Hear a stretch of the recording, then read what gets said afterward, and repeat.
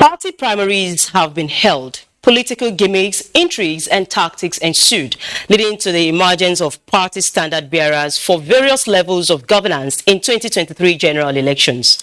As the 2023 general elections draw near, what are the lessons for political gladiators and electorates from the just concluded primaries? These and more questions Panorama seeks to answer. Thank you for joining us on the program, coming to you live from Ibadan Zonal Center of the Network Service of the NTA. I am Adebola Oluwoledada.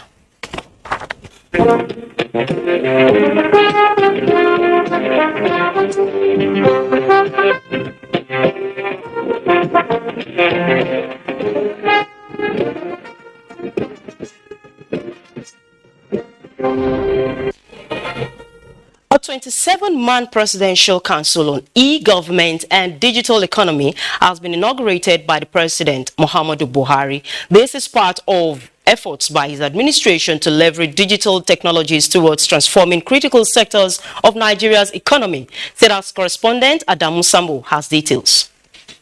The Presidential Council on E-Government and Digital Economy, comprising 6 governors representing the geopolitical zones of the country, 5 members of the Federal Executive Council and other critical stakeholders, is to be chaired on behalf of the President by the Minister of Communications and Digital Economy, Professor Isa Ali Ibrahim Pantemi. And this is part of our plan in order to ensure that by 2030, Nigeria achieves paperless governance, and we are on track to deliver this. And I want to use the opportunity to appreciate COECA, that is Korea International Cooperation Agency.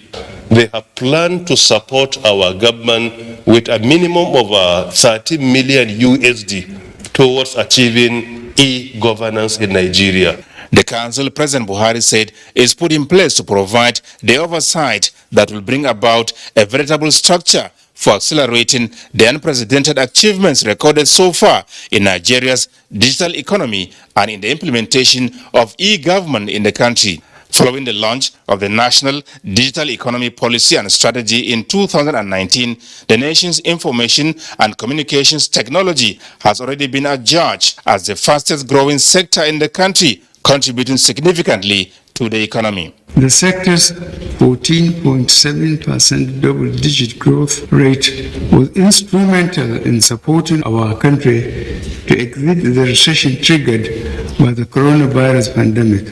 The significant contribution of 17.12% by the ICT sector to our GDP in the second quarter of 2021 is another example on the important impact of the digital economy to the overall economy. In addition to the great strides in the development of Nigeria's digital economy and the implementation of e-government as well as government digital services, strategic partnerships have also been fostered with the Republic of Korea. As a result, several projects were launched, including the development of a national e-government master plan and the signing of the second phase of the e-government projects towards achieving digital governance in Nigeria 2020 to 2026. The implementation of these projects will further strengthen the capacity of government to develop, adopt, and deploy digital technologies that can make government more efficient and transparent. It will also improve our global standing in the Ease of Doing Business Index. The President therefore urged members to see their inclusion in the Council as a national assignment by bringing their wealth of experience to bear in the task of enhancing digital transformation of Nigeria. And I look forward to the synergy and very impactful contributions from every member of this very strategic council. I am confident that you all have the capacity and willingness to make this council a success. High-level priority, President Buhari emphasized, is placed on the council by the federal government. From the State House, Adamu Sambu, NTA News.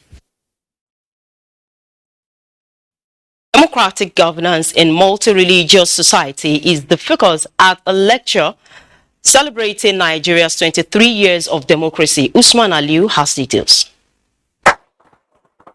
The conference hall of the National Mosque hosts diverse people for this special lecture for this year's Democracy Day celebration. Key elements of the lecture, Islam, democracy and governance, were tabled side by side by the guest speaker. Muslim community in Nigeria, the Muslim Ummah has mixed feelings, mixed views and thoughts about democracy in a multi-religious society. Some have a big problem even with the idea of a multi-religious or pluralistic society. Considering the election season heralding another transition, messages including words from President Muhammadu Buhari, the Sultan of Sokoto, and other speakers were categorical to religious leaders on peace and harmony. We use our religions on Islam and Christianity to ensure that we understand each other, we respect each other, and we live in peace. Religion therefore plays very significant role by complementing democratic governance in a multi-religious setting such as we have in Nigeria. Democracy as a system of government based on unity, based on justice, based on commitment, and based on patriotism of all Nigerians is something that all of us are striving for, and is what the government of President Muhammadu Buhari is striving for. There were special prayers for Nigeria's stability and good governance. Usman Aliu, NTA News. And in Ondo State, the government has cancelled this year's June 12th celebration. A statement signed by the Chief Press Secretary to the Governor, Richard Olatunde, says this is consequent upon the terror attack on worshippers at St. Francis Catholic Church, Owo, on Sunday, 5th June 2022. The cancellation, according to the statement, is to enable the entire people of Ondo State mourn their loved ones who lost their lives in the attack. Recall that the Ondo State Governor, Oluwarotimi Akeredolu, had directed that all flags in the state be flown at half-mast for 7 days in honor of the victims of the terror attack. Nigeria has joined other countries across the globe to advocate a renewed commitment from the ILO towards helping nations of least developed and developing countries for the attainment of the Sustainable Development Goals (SDGs) by 2030. This was part of the request by the Nigerian government, employers and workers representatives at the 110th International Labour Conference of the ILO in Geneva, Switzerland. Emmanuel Ayemiro reports. With growing inequality gaps further compounded by the impact of COVID-19, leading to slow recovery, particularly among countries regarded as least developed. Achieving SDGs by 2030 is at a great risk. This was part of Nigeria's observations while addressing the Parliament of Work in Geneva.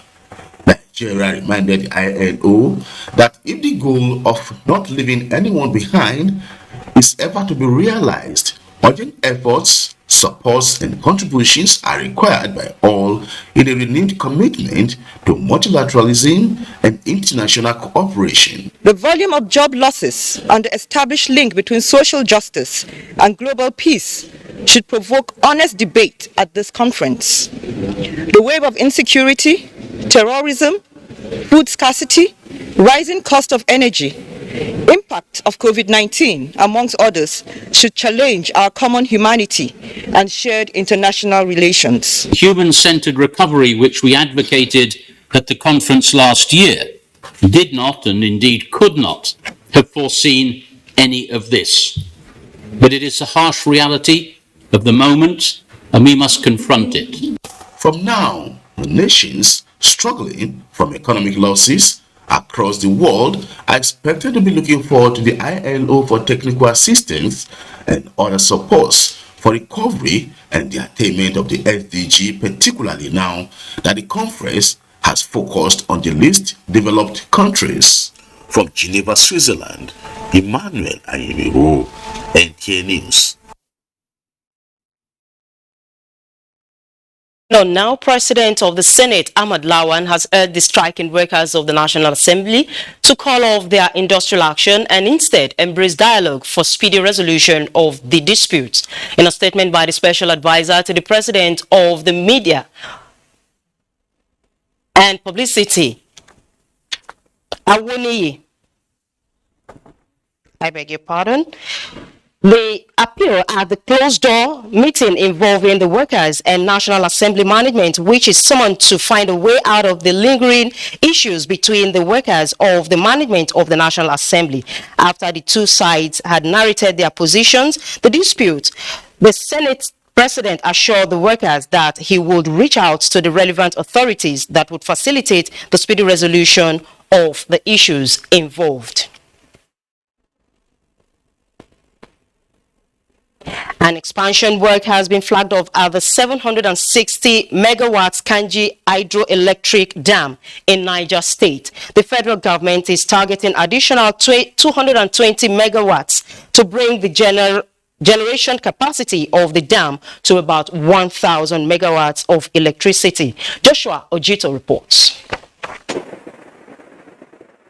Kanji Hydro Dam, one of Nigeria's biggest and oldest dam infrastructure, generating 760 megawatts of electricity to the national grid. The growing energy demand in the country prompts its upgrade and expansion to wrap up generation and boost supply. The expansion work is to enable the dam generate additional 220 megawatts of electricity, bringing the total generation capacity of the dam to 980 megawatts. With these and other interventions coming in to the power sector, it's just a matter of time. We have to have patience. We are doing a lot. The government is doing a lot in terms of policy, and the government is also investing through the provision of an expansion of the transmission infrastructure, which will, and it's unprecedented. With the 220 megawatt that will be added to the grid, it will definitely have significant impact on the economy of the nation. We are happy. We congratulate the Minister of Power, for piloting this, with the guidance of the ministry and all the other stakeholders, so that we can deliver power to Nigeria. With the current electricity generation hovering around 5,000 megawatts, which the Minister of Power, Abubakar Aliyu, describes as inadequate for a country of more than 200 million people. Joshua Ojito, NTA News. Panorama continues after this break. Do stay with us.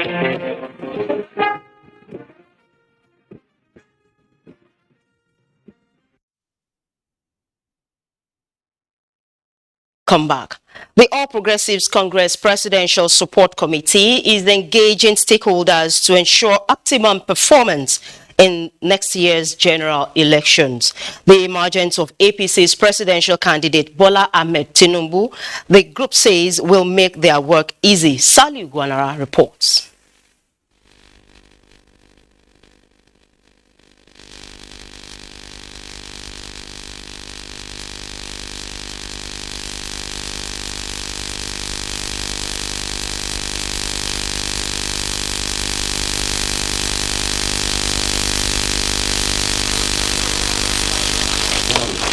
And that takes us to the next story.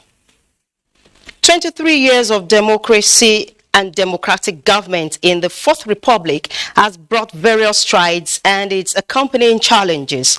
In this report, Ayomiku Ajibola takes a look at the fledgling stage of Nigeria's democracy, its recorded achievements, and the future projection. The return to democratically rule in Nigeria in 1999 raised the hope that the myriad of problems ranging from instability in the polity, societal ills, poor economic development, and alienated political leadership, if not eradicated, could be drastically reduced. No doubt, there have been turbulent periodic elections. However, what is missing is a genuine accountability and fair game in the internal democracy of various political parties. This is one of the concepts that gave birth to different amendments in the 2022 Electoral Act. In view of these, political parties in the country have concluded their primary elections, general elections. Eligible delegates participated their role either through direct or indirect primary elections for nomination of party candidates for state and federal elected positions. The delegate system, these indirect primaries that we run, unless we actually make some, provisions in the pre-primary process that will serve as monitoring and evaluation system. This is June.